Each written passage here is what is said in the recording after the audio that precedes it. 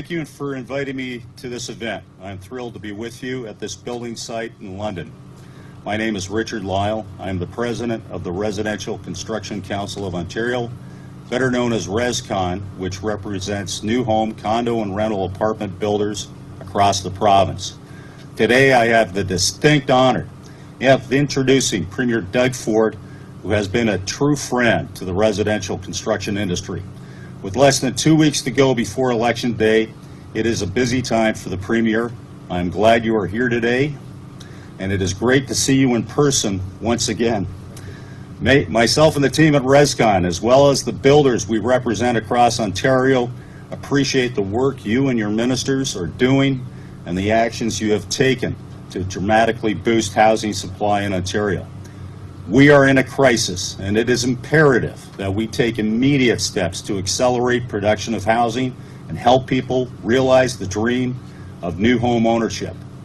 We must also attract more youth to skilled trades, cut red tape, and transition to a digital standard for planning and development applications.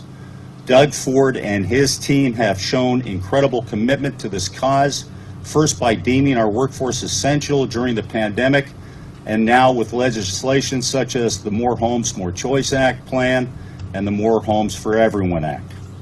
The Ontario PCs are the only party addressing the housing crisis with a comprehensive and sensible plan to boost supply. The PCs have laid out strategies that are superior to those proposed by other parties and pledged to deliver a housing supply action plan every year for the next 4 years. With policies and tools that support multi-generational housing and missing middle housing, the Ontario PCs aim to build 1.5 million homes over the next 10 years and have taken steps to help municipalities cut red tape and transition towards a digital standard for planning and development applications.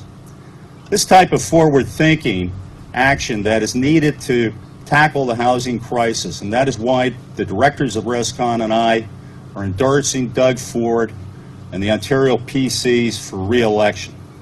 The Ontario PCs are in the best position to deliver what we need to keep our economic recovery on track and speed up the production of new housing and rental units.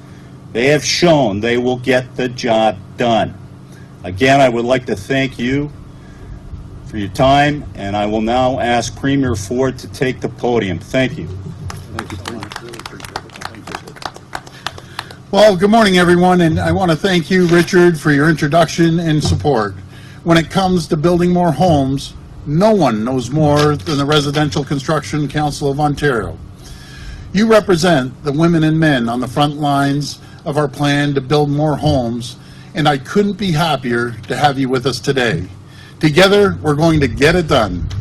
Friends, I'm thrilled to be here back in London with our great team of candidates. And of course, we have Jane Kovarikova. Jane, sorry, I almost got that. And great to be here with Jane. And let me tell you, this city has a really, really bright future, a future full of opportunity. And our party, the PC Party, is here to support you.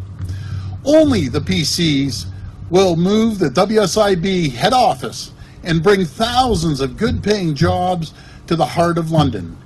And as the city grows, only the Ontario PCs will invest another $160 million to improve the speed and frequency of the all-new GO train service between London and Toronto. We secured a historic $2 billion investment from GM to protect and create thousands of direct and indirect jobs across Ontario, including converting its Cami Ingersoll plant into the first full-scale electric vehicle manufacturing facility in all of Canada.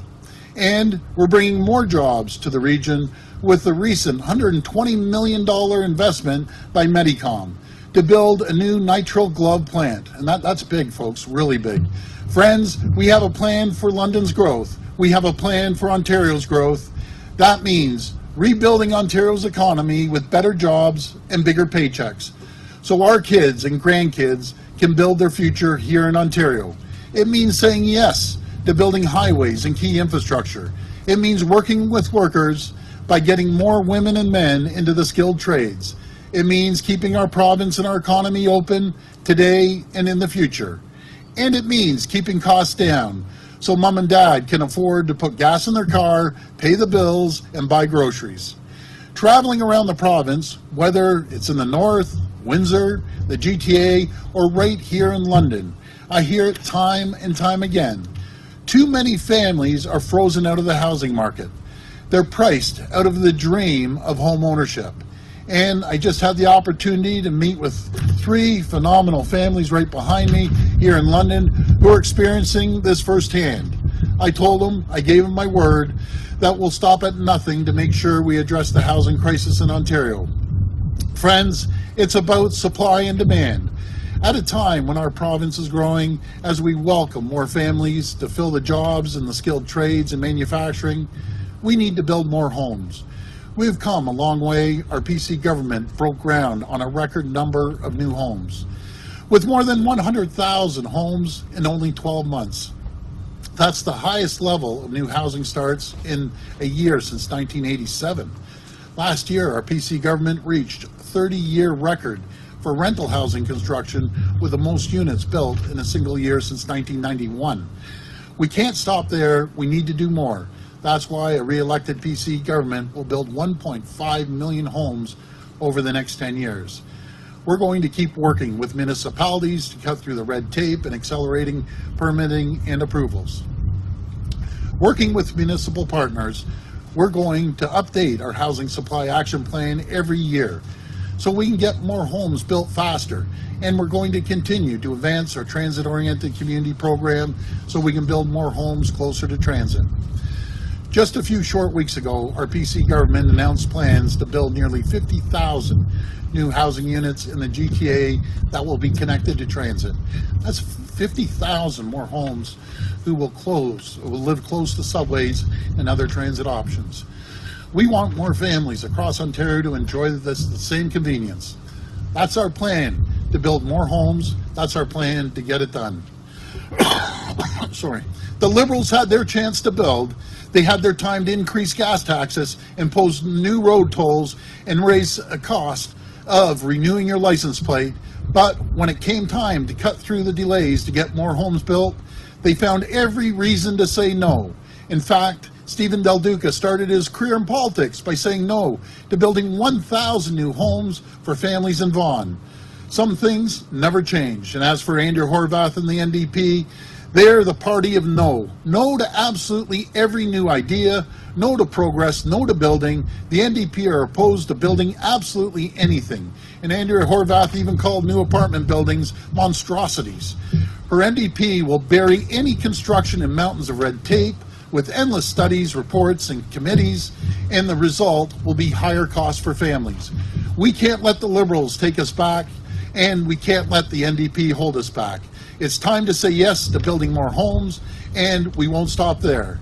We're saying yes to keeping fees off license plates, yes to cutting the gas tax, yes to improving GO train service between London and Toronto, and yes to building Highway 413 and expanding 401 between London and Tilbury. We're the only party saying yes. We're the only party that will get it done. Friends, we have the plan, we have the vision, we have the momentum, and we're on June the 2nd. Everybody, let's do it. Let's get it done.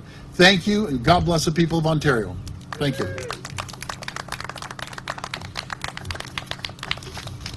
Thank you. Okay. One question on Hollywood, please. Do you record you're in a development that homes are listed for more than $100,000? Yep. There's lots of issues with, supply chains, cost of materials and things. What are you doing to ensure that these homes that you're building and promising to build are landing in the hands of middle-class Ontarians? Well, we're going to make sure that we streamline the process, make sure we standardize the process, speed up the permitting. We're cutting everything we can to make sure that they get the permits out the door and out getting people building. We have almost every trade union in the province supporting us. They don't want delays. This development for approvals took 12 years. 12 years to get a permit. That's unacceptable. It's not going to happen under our government. We're making sure that when it comes to foreign investment here, they're going to be charged an additional 20%. And do you know what drives me absolutely crazy? I think you've heard me vent before on this, is when a developer gets a deposit from hardworking folks, and 2 years later they said, well, too bad, we're giving the money back. You know, that's not going to be acceptable. It's not going to be acceptable. It's not going to happen. We're putting an end to that. We're going to make sure that we drive the process, make sure that we get the permits on time in a timely fashion. The NDP's Our London Family Act died in committee when the legislature was dissolved. Will your government commit to passing it in the next legislative session if it's reintroduced, or do you have analogous Islamophobia legislation? Well, I think we're very strong on any form of hate. Our strategy on hate, we put $30 million into making sure that we support communities on education, on security especially. So we're actually putting more money to support these families. And I'll tell you, I won't tolerate hate for a second. It doesn't matter what race, what religion, it's just not going to happen here in Ontario. I have a couple questions for you about the cannabis sector, actually. Okay. We're seeing a lot of clusters of cannabis stores in some neighborhoods. You know, sometimes it's one on every street corner, it feels like. Yep. But then some municipalities don't have any at all. Yeah. You know, what, if any, measures would you take to address clustering in affected neighborhoods and then encourage growth in underserved communities? Yeah, so what we did, we gave it the opportunity up to the municipalities to say yay or nay. And the ones that said yes, well, you're seeing that. I see it too. You know, they'll cluster right beside each other, but guess what? It doesn't matter if it's cannabis or you know, another type of a store. The market will take care of it. There's no way you can cluster any type of business beside each other. It's like putting 6 convenience stores together. There's going to be 2 that might survive. So, you know, folks, you know, it's, first of all, it's up to the municipalities to determine that. And secondly, the market's going to take care of the rest of them when they start clustering. And just before the pandemic hit, your government launched consultations on cannabis consumption venues like lounges and cafes. Did anything ever come of that before COVID hit, or is it something that you would consider looking at again if reelected? Well, I leave that up to the municipalities. No one knows their community better than the municipalities, and it's going to be up to them to make that decision. Any other questions? No, well, I just want to thank the families behind me for coming out today, and we're going to do everything we can to support them and many other families across Ontario to cut through the red tape. Let's get the shovels on the ground. Let's not wait 10 to 12 years for permits to be approved.